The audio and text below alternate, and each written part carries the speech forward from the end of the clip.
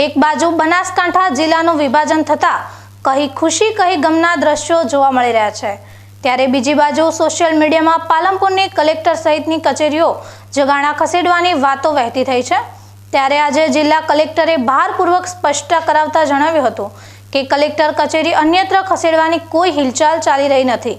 બનાસકાંઠા જિલ્લાના મુખ્ય મથક પાલનપુર ખાતે જોરાવર પેલેસમાં કલેક્ટર કચેરી, ડીએસપી કચેરી, જિલ્લા પંચાયત ભવન સહિતની મોટાભાગની સરકારી કચેરીઓ આવેલી છે, જે સરકારી કચેરીઓ પાલનપુરથી 7 કિલોમીટર દૂર જગાણા ખસેડવાની હિલચાલને લઈને લોકોમાં ભારે રોષ પ્રવર્તી રહ્યો છે। આ અંગે ખુદ ભાજપ અગ્રણીઓએ પણ મુખ્યમંત્રીને પત્ર લખી શહેર મધ્યમાં આવેલી કચેરીઓનું સ્થળાંતર રોકવાની માંગ કરી હતી। જો કે જિલ્લાના વિભાજનના વિરોધ વચ્ચે પાલનપુરની કલેક્ટર કચેરી અન્યત્ર ખસેડાશે તો પાલનપુરની રોનક છીનવાઈ જશે તેવી આશંકા વ્યક્ત થઈ રહી છે। જો કે સોશિયલ મીડિયામાં કચેરીઓના સ્થળાંતરના હુકમના નકલો સાથેની વાતો વહેતી થઈ છે, ત્યારે બનાસકાંઠા જિલ્લા કલેક્ટર મિહિર પટેલે કલેક્ટર કચેરી અન્યત્ર ખસેડવાની વાતને નકારી દીધી હતી।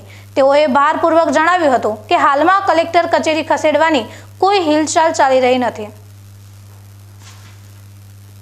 હાલમાં કલેક્ટર કચેરી અહીંયા પાલનપુરથી અન્યત્ર ખસેડવા માટેની કોઈ પણ વિચારણા ચાલી રહી નથી અને કદાચ સોશિયલ મીડિયામાં આવી કોઈ વાત ચાલી રહી હોય તો જિલ્લા કલેક્ટર તરીકે તથા જિલ્લા વહીવટીતંત્ર તરીકે વાતને હું નકારું છું અને ફરી એકવાર સ્પષ્ટતા આપું છું કે હાલમાં કલેક્ટર કચેરી પાલનપુરથી અન્યત્ર સ્થળે ખસેડવા માટેની કોઈ પણ વિચારણા ચાલુમાં પણ નથી કે પ્રગતિમાં પણ નથી।